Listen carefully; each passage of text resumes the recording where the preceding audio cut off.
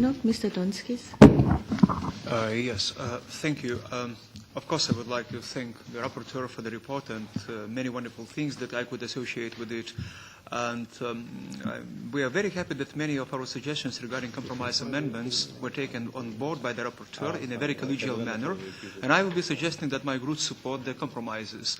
And I'm very happy that the rapporteur already took on board a very important suggestion made by the Greens, which smoothes and eases one tension which was left after our discussion in ALDE.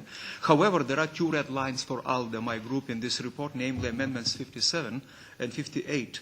And Amendment 57 states that the guidelines should also include the right to well-defined consensuous objection as a legitimate exercise of the right to freedom of thought. So everything was described by Mr. Tannock in a very sophisticated and very informative manner. So, and I can only reiterate and making this point.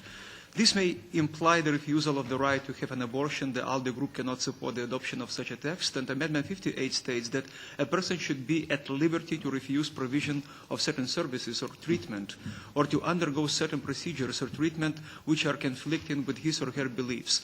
Again, we cannot support the idea that religious beliefs could be invoked to refuse providing certain types of medical treatment, and will be voting against. My group will be also voting against Amendment 19, which singles out Christianity from among all other religions. And I think this approach is counterproductive to the global and collegial approach of this recommendation. Let us keep the tone fair and universal rather than single out any particular religions or beliefs. And I strongly urge all political groups to vote against these three amendments. Other than two red lines that I mentioned, we are ready to support the recommendation.